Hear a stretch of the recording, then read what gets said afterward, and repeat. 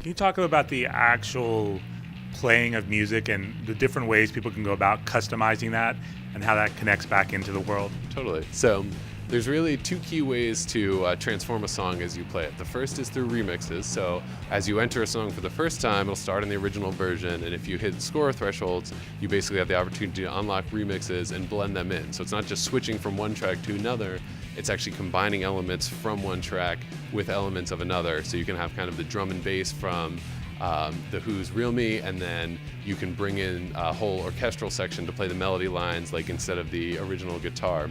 So remixes are one style, and then as you progress in the game, you'll also open up composition spells, which are basically like solo instruments that the player gets to record their own music on. There are 5 different interfaces for them, but each song has a different musical style on that interface. So we sort of teach you how to use those different controls, but in each song, you're gonna hear a different soundscape for it. You're gonna get to customize it, and then you can actually record a solo. It'll loop back into the track at intervals that sort of fit with each particular song. Sometimes both of the composition spells layer on top of each other in really surprising ways, and then you can save that performance, and on Xbox One you can upload it to YouTube, where you can then share it with your friends.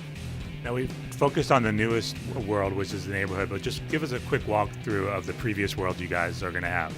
So we have the Shoal, which is an undersea realm that basically is the player's introduction to the game. It's sort of the shallow water where they get to first learn how to explore the realms of Fantasia.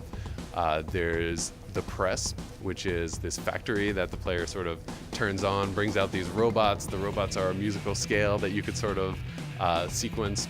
There's the Hollow, which is the home of Night on Bald Mountain. So we kind of took that song from the original Fantasia, used that same sort of Eastern European folklore style, and created kind of this storybook world around that. And there's the Haven, which is kind of this playful snowfield. It's the home of Vivaldi's Winter, so that kind of gives it this thematic core of like the snowy forest. But then we bring out a lot of like playful, friendly creatures. There's a Yeti who you get to teach to sing. There's all these beatboxing monsters that are lurking in a cave. And so they sort of like tie into some of the pop songs that fit in there, like Kimbra's Settle Down is in that realm, and the beatboxing monsters have some backup vocals that sort of match the songs, or the backup vocals in her song. When it comes to brand new songs, talk a little about what you guys are announcing. So the new songs that we are announcing are Depeche Mode's Enjoy the Silence. We're announcing a couple of the songs from the neighborhood, so MIA's Galang and the Who's the Real Me. We are bringing back another song from the original Fantasia, so we have the Nutcracker Suite, and we also have Drake's Take Care, which has one of the remixes was done by the a cappella group Pentatonics, so that's really cool because you can actually drop out the instrumentation from the original Drake mix and then have Pentatonics kind of like beatboxing and singing bass as backup to Drake, which is really cool.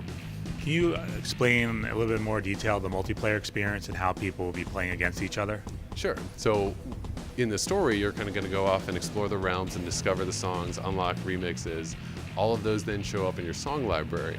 In the song library, you can jump into multiplayer by shaking hands with another player, as respectful conductors do.